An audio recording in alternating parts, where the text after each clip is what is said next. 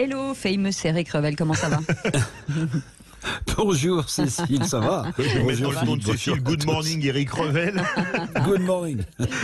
Alors, Elisabeth Borne ou Elisabeth Borne prononce cet après-midi son discours de politique générale devant l'Assemblée nationale. La première ministre joue politiquement gros, non Eric ?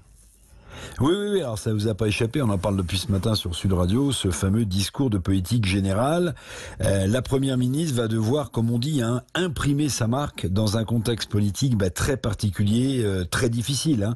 Une majorité, introuvable, on ne cesse de le répéter, mais il faut le redire à l'Assemblée nationale, puis surtout une crise sociale qui commence à prendre un peu partout, avec des grèves qui prennent de l'ampleur, notamment dans le secteur des transports. Donc un discours de politique générale pour Elisabeth Borne avec un nouveau gouvernement qui, dès sa constitution, je le disais hier, manque de souffle, ce gouvernement. Un gouvernement qui manque aussi d'un logiciel programmatique et idéologique. On s'attend plutôt à ce qu'Elisabeth Borne parle de sa méthode de travail plutôt qu'elle déroule des actions de son gouvernement. Alors la NUPES a déjà déposé une motion de censure, mais cette motion de censure ne renversera pas le gouvernement Borne, Eric.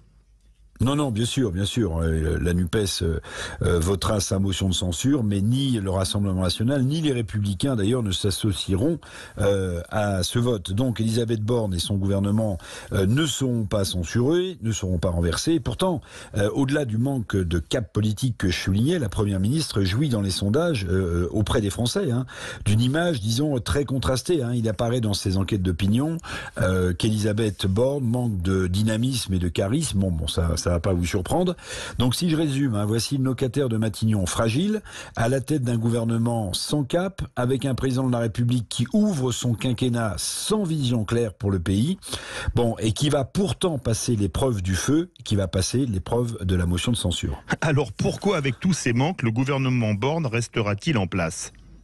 D'abord, il faut être honnête, attendons 15 heures vraiment aujourd'hui de voir ce que contient le discours de politique générale de la Première ministre. Après tout, on peut trouver aussi incongru que la NUPES propose de la censurer avant de connaître le contenu de son discours. Mais le véritable test, en réalité, et c'est là où les oppositions attendent sans doute Elisabeth Borne, ce sera bien sûr la loi sur le pouvoir d'achat, présentée d'ailleurs en Conseil des ministres aujourd'hui.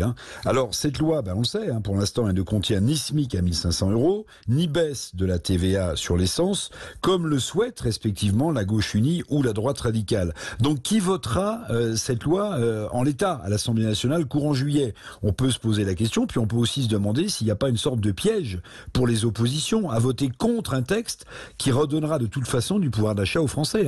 Je vous rappelle que ce projet, il comporte une augmentation des minima sociaux, une hausse des retraites, une augmentation du point d'indice des fonctionnaires, et puis aussi le fameux chèque énergie, donc le surcroît de pouvoir d'achat pour les Français qui en ont besoin, c'est essentiel comment les groupes de l'opposition vont voter.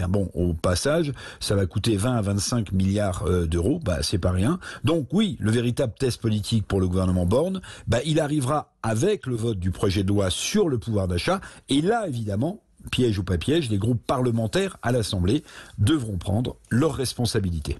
Merci beaucoup Eric Revel.